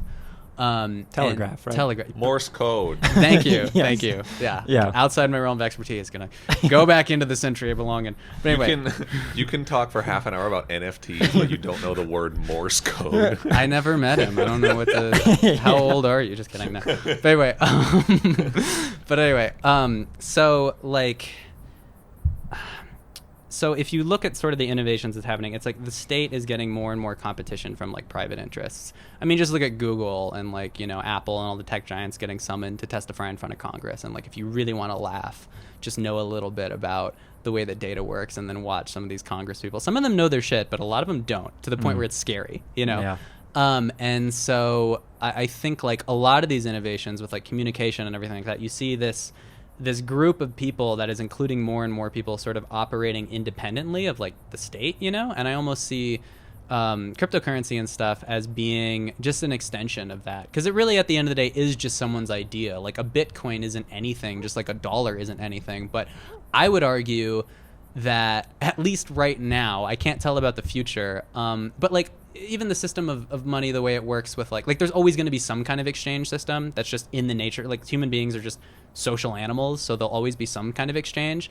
But like the Federal Reserve and stuff like that, I mean, like these ideas are pretty antiquated, they're like hundreds of years old, and here's a new group of people who, you shouldn't trust them, just like you shouldn't trust anyone, but they're very smart. There's no denying that. Yeah. And so the system is self-contained, and the system is already having a big bearing on the economy and the current economic system that we know. So I think it's very real in that sense, because all forms of currency are abstract, and Bitcoin and cryptocurrency and stuff like that is influencing the American dollar to a degree that I think it should be taken seriously. Yeah. And so, but at the end of the day, you're dealing with abstractions, but you need to be able to have that if you want to trade anything at all. And so, like, I really think that, like, the value of cryptocurrency and Bitcoin and stuff, and I never thought that I would be advocating this. I have no vested interest. I do not own an NFT. I have a savings account, and that's it. It's embarrassing. I'm not investing in anything. But, like, the value in this that I see is that you're not as, it's not as susceptible to things the way that like the Federal Reserve and the system of currency that we're all using is. There's been a lot of stupid financial decisions that have been made, and I think that you see that in like the 2008 stuff, the housing crisis, all this crap that sort of hits the fan because you have this abstract system and it's governed by its own sort of laws, and you can really run yourself into a corner pretty hardcore, especially now when like the level of like wealth that's being generated and the level of like innovation, quote unquote, not in a good way necessarily, just the level of new things that are being made because people now have access to the means of production in a way that they didn't before, is causing weird glitches and weird shit to happen. And I think, and I don't know, but I think like cryptocurrency and stuff like that might be a kind of a way to evolve out of a system that doesn't work anymore. Because it's like you don't have the same problems with inflation with a lot of cryptocurrency that you have with this old Federal Reserve American dollar system. It's actually a lot more secure. Your bank is not very secure at all. Blockchain technology is a bit more is a lot more secure. And then like the environmental thing is probably the biggest issue that I have with it. But one of the good things about NFTs, and as someone who's like artistic, it is kind of a fraught. There is a cognitive dissonance with it because I do agree that NFTs are kind of like gross, a lot of them, and they have no artistic value. But at the same time, like you have this thing called proof of stake as opposed to proof of work. And proof of stake is a way of keeping track of, it's like a ledger, so keeping track of transactions with NFTs and cryptocurrency that doesn't involve Bitcoin mining. Yeah, and so it's a little bit more, it's a lot more environmentally friendly. And it's a lot of it exists in that sort of NFT space right now. So I feel like that's like a scattershot answer to your question. That's a good blanket, a good umbrella. Yeah, okay, as long as I'm not smothering you with said blanket. No, please, okay, please do. Yes, cool, and then if you could help us with our telegraph machine as well. That's on the fritz as well. But yeah, that's like post-apocalyptic outside of my realm of people will be communicating on telegraphs and I'll be useless. So. Well, I mean, we're ready for the crash, like you say. Yeah. Gotta get those Campbell's suit. Gotta get it. Start trading those. So I feel like we've been looking at the almost boundary-pushing ideas that Sophie brought forward in music, and that Beeple may or may not be bringing forward through the form of the NFT. But I kind of want to take a step back. All of these conversations made me want to talk more because I'm an idiot and have no idea what any of you are talking about. I want to talk about the more physical arena of Sophie. So I actually have a sculpture in the back that I'm going to bring out that we can chat about next.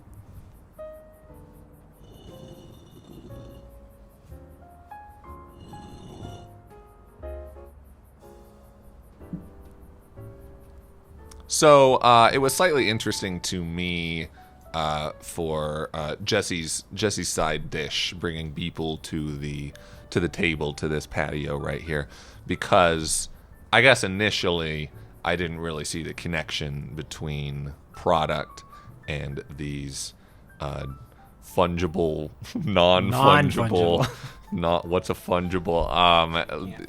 You can't funge them. Don't you dare try to funge those tokens.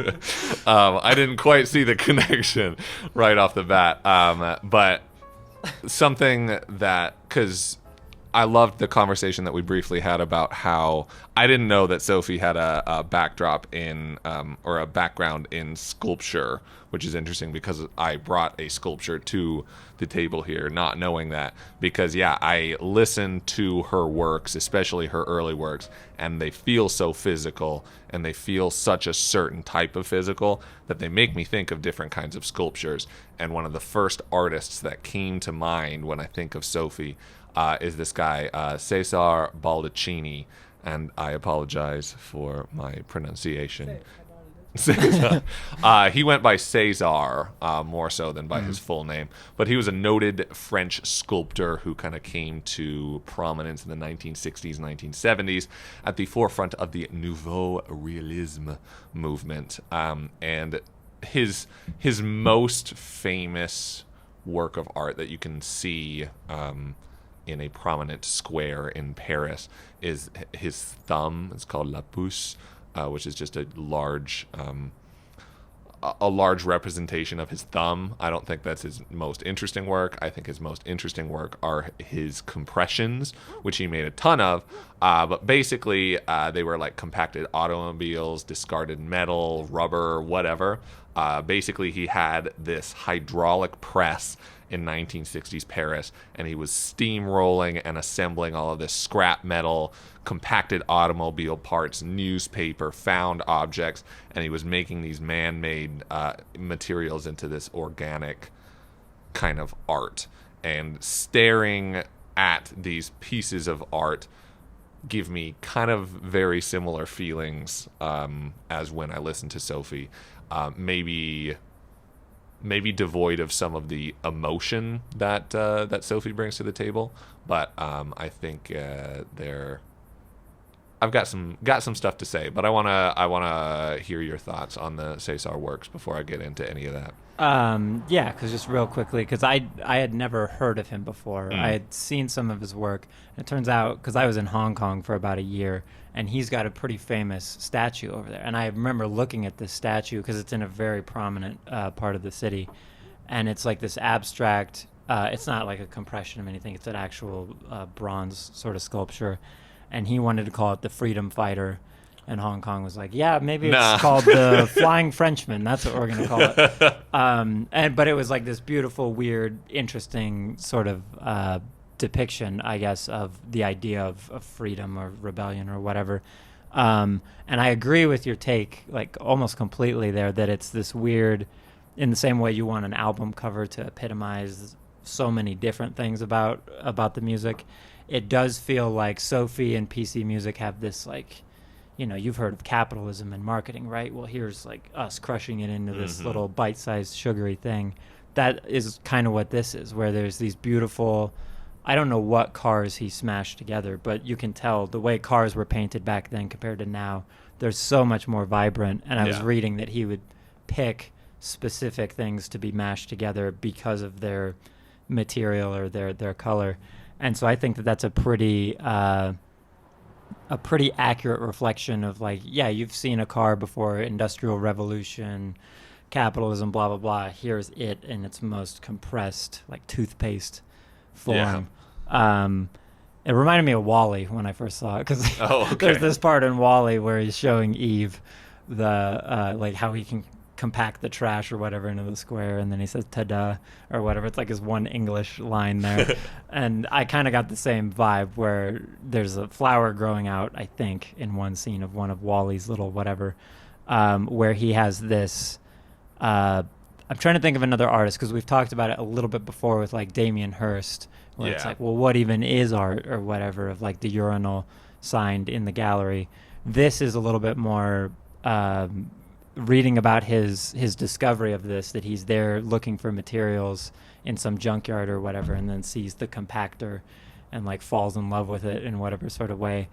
Feels very like you can see the human touch of like totally. Someone uses a paintbrush, I use a giant hydraulic car crushing thing.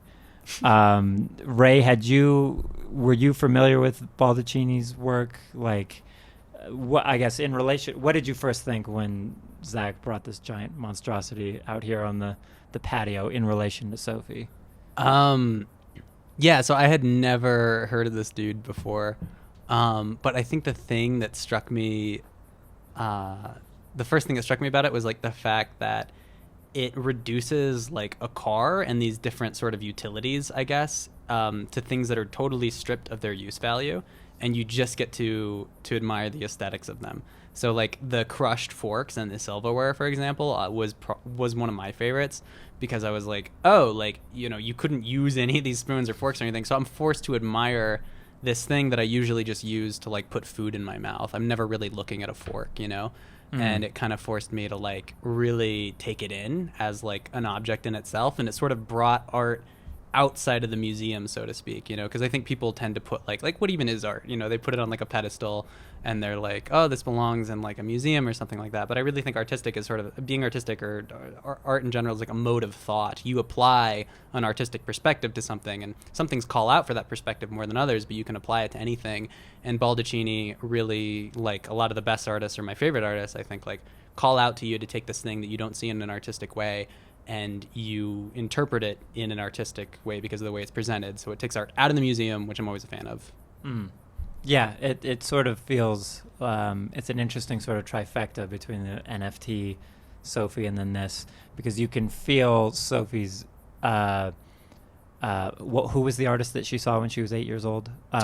Prodigy, that's right. Yeah, like you can feel this young person that's interested in art and doesn't quite know what they want to do with their voice. They're so influenced by that. Maybe it's sculpture, maybe it's whatever.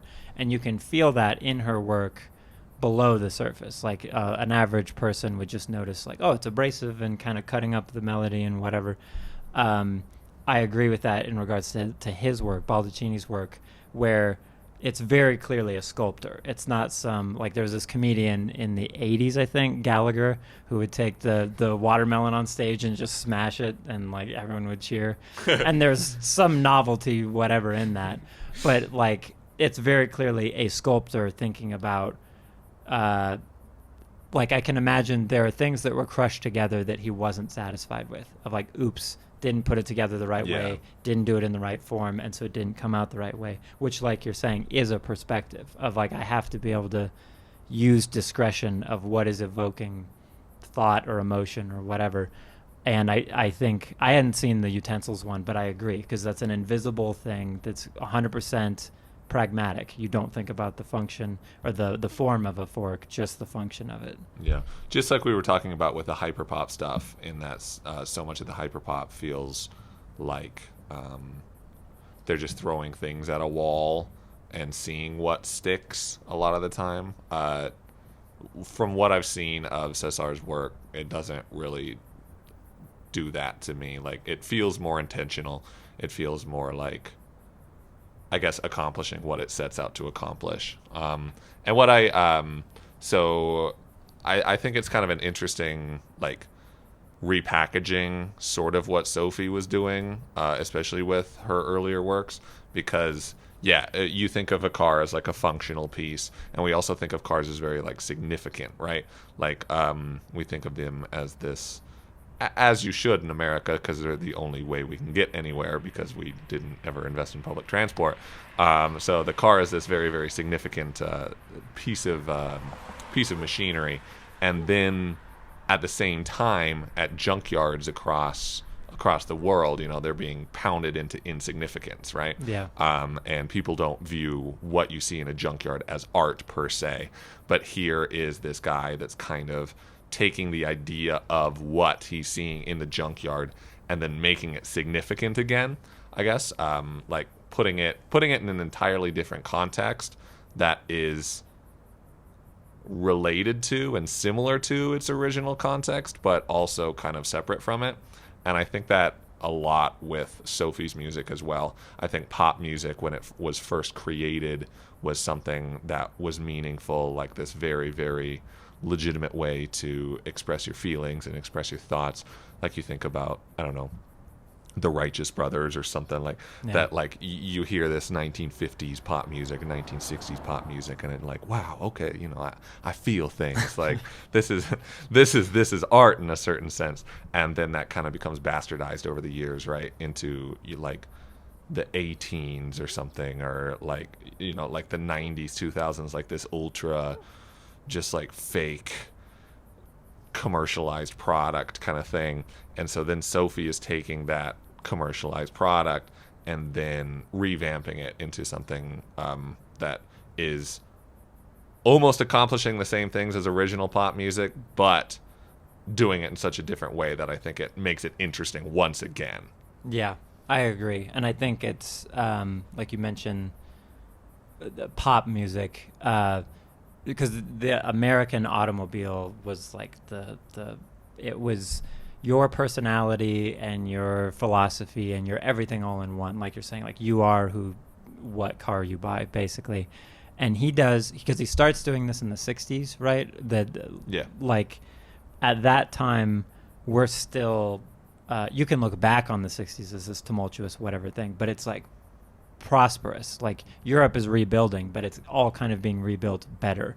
And it's about what you're going to buy is what defines you, almost in the NFT sort of way of like, I'm going to buy this and it'll be my Twitter avatar, and I'm part of this assembly line like everyone else. And I think what he gets like so right about that, because it's a famous thing, like in any movie, like Casino Royale comes out and they have to roll like 7 Aston Martins to get this one shot, basically. And car people are like, I don't know if that was the best thing, because we like cars and they're expensive things. I don't think that was the best use of artistry in that sense. In his way, I don't care, because I like cars. I'm drinking out of a Subaru mug usually when I'm here in A Minor Diner. But like, I don't have any like reverence towards what that car was. It's like, oh, now it's almost like formaldehyde or whatever, of like, now it exists forever. Like, this thing isn't, like you said, just disgraced in a landfill somewhere, just rusting away to nothing.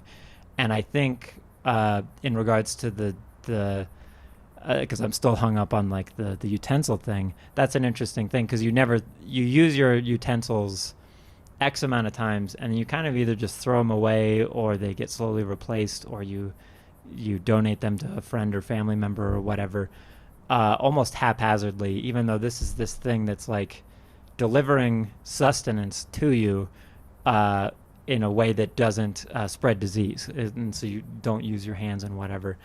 And the car is almost the same thing of like, I get to go to the concert, I get to go see my significant other, I get to go do all of this, but you never really have that reverence in the way like Shinto would preach that you should have. And I think his way, all of this is, I don't want to use the word pretentious, like these are all just musings of like, oh, surely this is what this crushed car means or whatever. But it is an interesting thing that is the worst possible thing that can happen to a car, is to get into an accident and to be useless, because now it's dead and it doesn't exist, and get it out of my sight.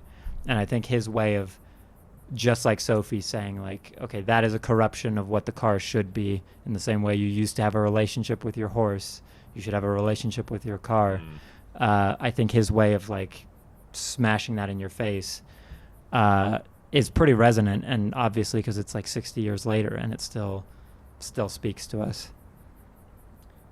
Yeah, I mean, I think like my favorite thing about, I guess, modern art, in the kind of like sneering, stereotypical sense of the word, like, oh, how could this be modern? It's just a bunch of dots, or like, or whatever it is. Like, it's just a coffee table that's slightly askew. Like, it's so, but I really love that shit. And the reason why is because like, I think like, I can't say his name, but because I can't pronounce it. But this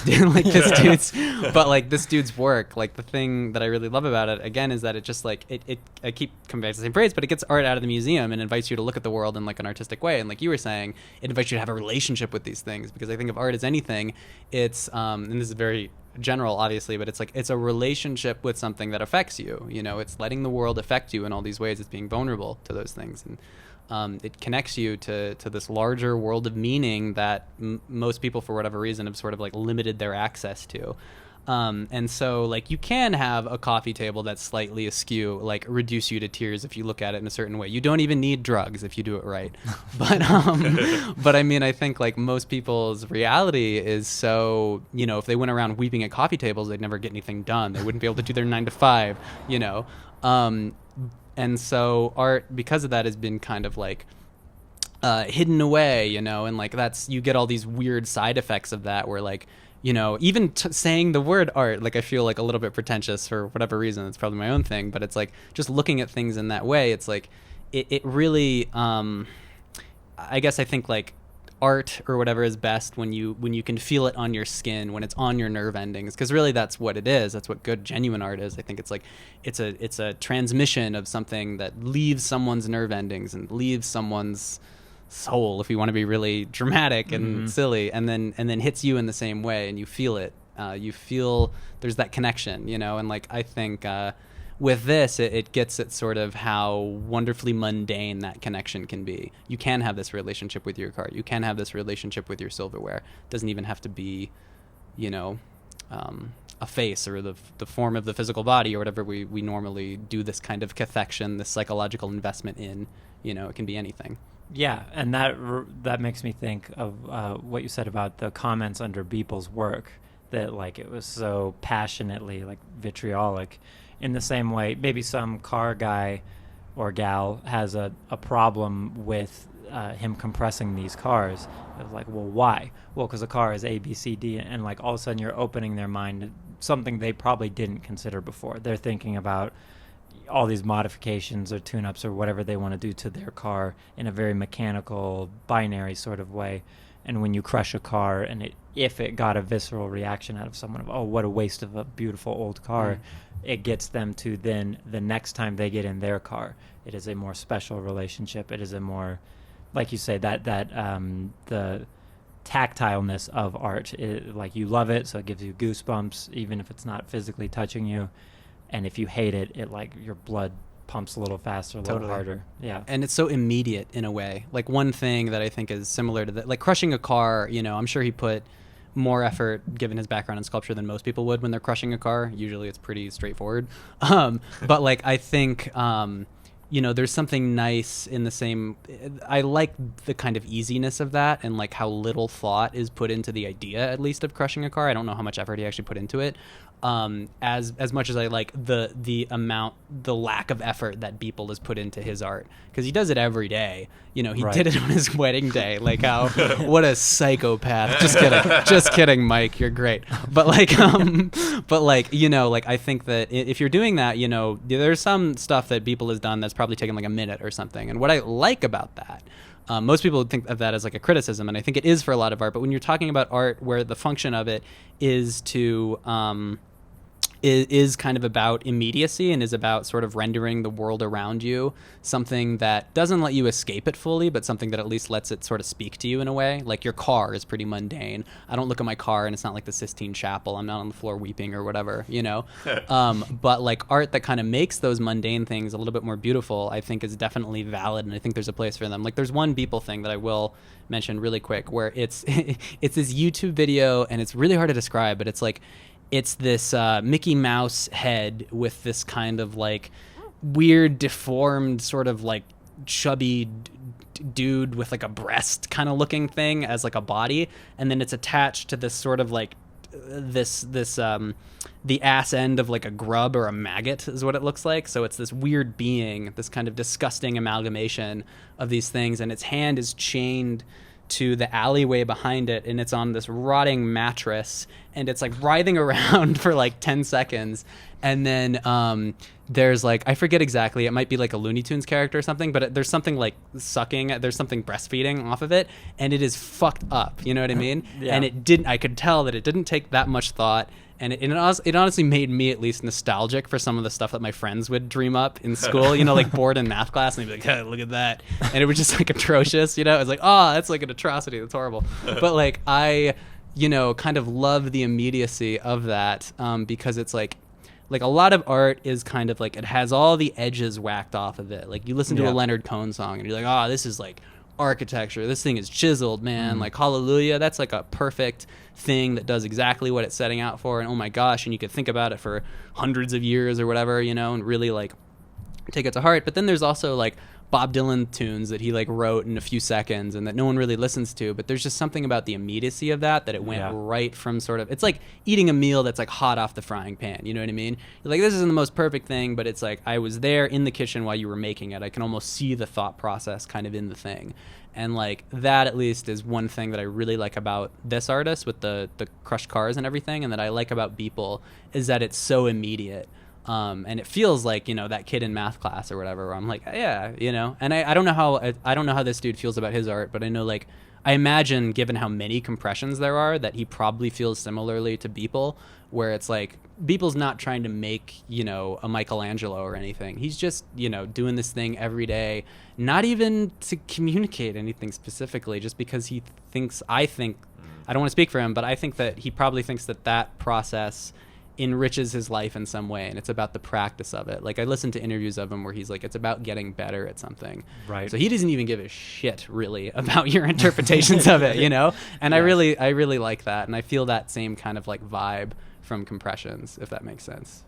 So Because I feel this is kind of a slightly different tangent, I suppose, but I feel like there's so much quote unquote art out there these days that almost feels designed to bring no feelings to the table. Like I'm thinking something that it's like, oh, you know, I worked so hard today and I just got home and I got some shitty takeout food on the way and I don't want to think anymore, so I'm going to put on Green Lantern for like the 16th time or whatever. You know, I'm not going to feel anything. I don't need to feel anything because I worked too hard, and I just need Green Lantern. And like that bugs me on such a deep level as somebody who with their art tries to make people feel things, and with performance like tries to get people out of that like space of like feeling just worthless, I suppose.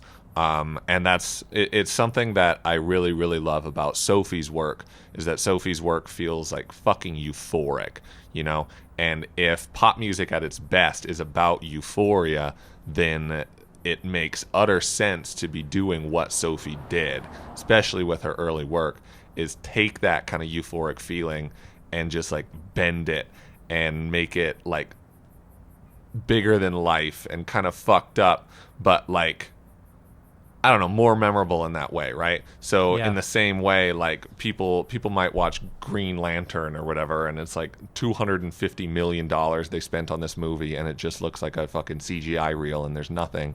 But recently I watched this movie called The Dragon Lives Again. Like late 70s, early 80s, like Hong Kong, Taiwan production that they obviously made for like $16 and like some pocket lint or whatever.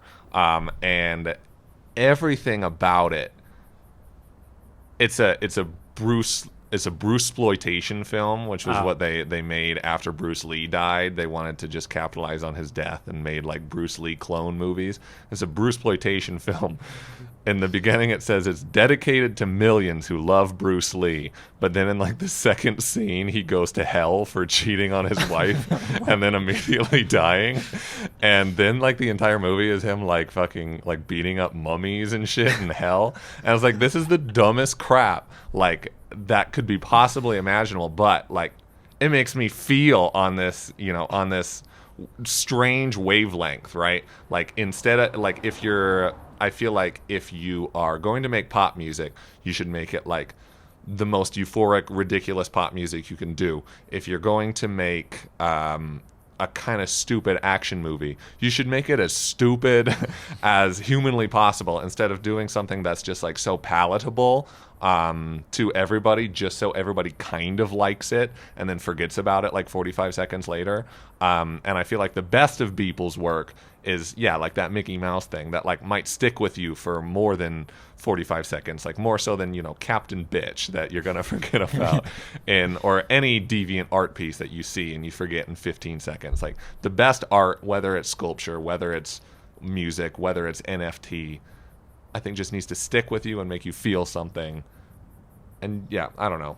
I talked for too long. No, I'm there with you. But anyway, like I totally, I love what you're saying, and I kind of see like two pathways, almost the same thing. Because I too, like you mentioned the sort of scenario where, you know, it's been a long day at work, you're tired, and you go and you watch like Green Lantern or whatever sort of mindless thing, and if you do enough of that, it sort of turns your life into something that's mindless, and you can go on autopilot and you can live in the world of traffic lights and, you know, deadlines and just sort of go on autopilot till you die. And I think like that's horrible. And I think every artistic person or whatever, like anyone who's a little bit creative worth their salt is fighting against that constantly.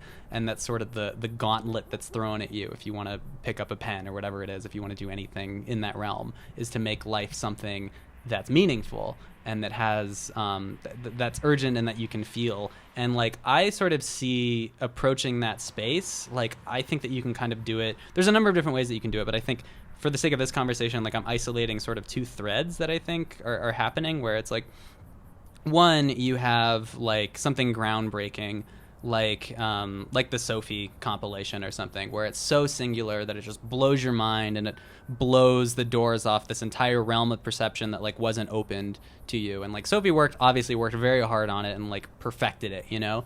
And then you have Beeple sort of making these sort of half-hearted things every day that don't have a lot of effort put into them. And I really think that you can get at that place of meaning from both directions, because and the way the SOPHIE way is like you can feel it on your skin. It's very obvious. It's almost a physical response when something hits you that way. But with the Beeple thing, like I remember when I first discovered Beeple, I was showed a lot of my friends Beeple stuff, and I was like, look at this crazy, just like the dredges of this 45-year-old dude's brain. Like, look at the id of this guy, Jesus. And they were like, yeah, that's like, whoa, that's really. And they were like, he does this every day. And I was like, yeah, he does it every day. And it kind of made art more approachable to them, Right. Like I remember one of them started doodling, one of my friends started doodling, and I was so happy about that. I was like, yeah, she like has this relationship because Beeple lowered the bar, and that can be a good thing or it can be a bad thing or it can be a good thing. And the good part of that is like, oh, like Beeple's doing this bullshit, I bet I could do it, Yeah. And it enriches your life, even if it's in a very small way, because it's very rare that you're going to have someone who's like going to make their entire art or make their entire life about making some beautiful piece of art that'll stand the test of time. It's much more, I think, approachable just for someone to like pick up a pen every now and then and like sketch someone's face or whatever. And I think Beeple is more accessible because when you hear Beeple, he's obviously not a genius. When you see Beeple, he's obviously not a genius. He's just a dude, and there's something that's very cool about that. Yeah, I think like in regards to all three of these dishes, they all sort of like point at that threshold of like the museum door of like, are artists going to sand off the edges of everything so that it fits in that museum door and then therefore loses its actual like the tentacles that will connect into your actual life? Our audiences, because yeah, like people come home, throw on Netflix, oh, I don't want to watch anything that's too much of anything because I had a long day with doing whatever. And it's like, yeah, but wouldn't your day be benefited by being heartbroken by this tragedy or laughing about this truly ridiculous comedy? I'm too tired to feel. Yes, exactly. And then you do that day after day after day after day. Because I do think the Beeple thing is like peak pinnacle like artist mentality of like, I do this because I like it. And it's like you say, like each one is a baby step forward to being a better artist.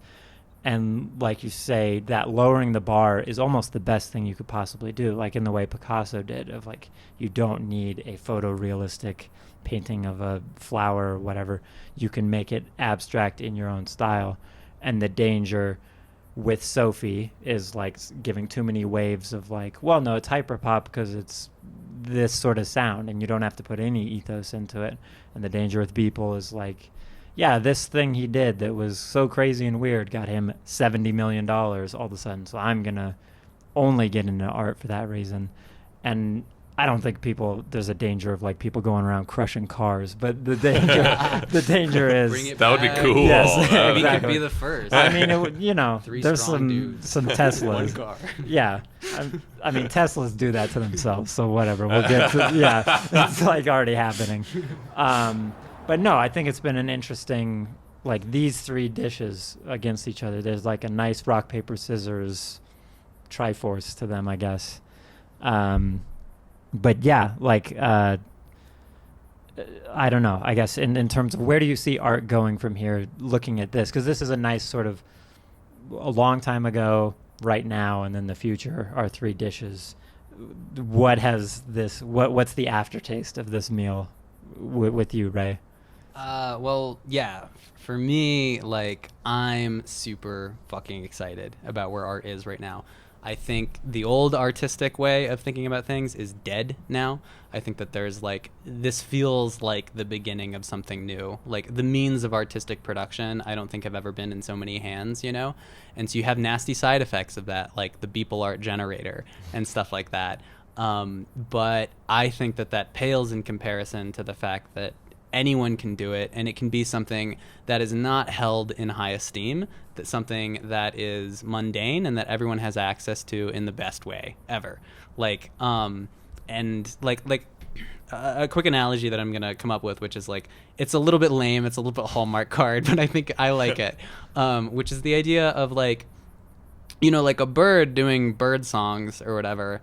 Like, I don't know what they're thinking, but it sounds like it's just this thing that birds do. You know, it's like, I mean, really they're trying to get laid, but you know, there's this whole, I mean, that is a slant on Isn't art that in why general. anyone makes art? Yeah, I mean, there is that possibility. I don't know, maybe, but like, you know, and birds just do that because they're birds, and that's what birds do. And like, I've met so many people, tragically, so many people in my life, like most people in my life, who are like, oh, like, that's so creative. I'm not creative, though. Like, I'm not artistic. And I think it's because of this stupid cultural expectation that we put on art. We're like, it's got to mean something. It's got to say something. You don't have anything to say? You got to shut up. You know? And it's like, it doesn't have to... Guilty as charged. But yeah. I have been pointing at Jesse this whole time. But, like, I really think that, like, you can just treat it as this mode of existence that everyone has access to. Everyone likes some form of art. And it's this limb that everyone has. And don't ever let anyone tell you that like you don't have access to that just because you don't have anything to say. And like the subjective process of coming up with art or whatever is like, you know, like a lot of times I start out without anything to say and the art sort of tells me, you know, and like I haven't done anything that's like really broken, you know, a large number of people's hearts or whatever, but I have had people come up to me and be like, hey, like this thing meant something to me, you know, and that's all that I do it for myself at the end of the day. And I know some people think that that's dangerous, but I think that it makes me a better person, blah, blah, blah. And like, and makes my interfacing with the world, it makes my life more meaningful and urgent. And if someone else enjoys it, that's awesome.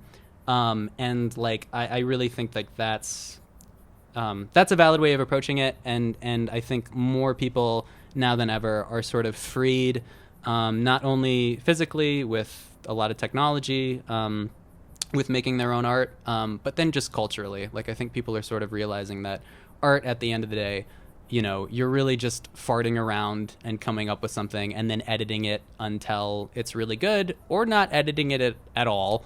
And either option is open to you, you know? That is true. You can't spell fart without art. That is... Yeah. Exactly. You know what, Ray? This is all super inspiring and whatever, but you still haven't fixed our Wi-Fi. Yes. Oh, yeah. But we are closing soon. So, like, where can we, or I guess our diners, if they happen to want 3 hours of preface of crypto talk before fixing their IT problems, where can they find you? Well, if I'm gonna plug myself, I have an Instagram. It's just Ray _ Dees, Diess. I have a very search engine optimized name, so I'm the only Ray Dees that comes up. Ray, and then Dees is spelled like dies with an extra S is the mnemonic that I use when I'm ripping off Hex Cassette. Anyway, but yeah, you can find the music on Spotify and Apple and stuff like that. The dark wave stuff is going to be over soon. Might even do some hyperpop stuff I've been working on. Nice. And there's poems and art, and music is the main one. That's the one I take seriously, but the art and poetry are more kind of Beeple based. But yeah, check it out if you like stuff like that. Well, yeah, we've loved. It was great running into you here at our place, I guess. If you want to hang out a little bit before we close. Sure. I actually just did fix your internet. Your router was just unplugged. What's a router? It's this thing that glows, and this is where the internet lives. This is where your internet it lets you talk to the internet. It's I thought the internet was in my computer. You know what? I'm just gonna say that I only accept Bitcoin. That'll be $9.95 US. Are there Bitcoins in the router? Do we have to turn it off to get them out of there? If you mine it hard enough, you might end up with some quality coin, as the bros like to say. Okay, I mean, I guess we'll get started on that. Cool. Well, it was great seeing you both. And yeah, good talking to you.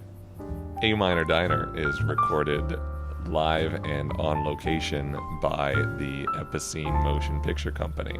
Yeah, and Edward Tart was on keys earlier, so thank you, Edward. See you next time. See you guys.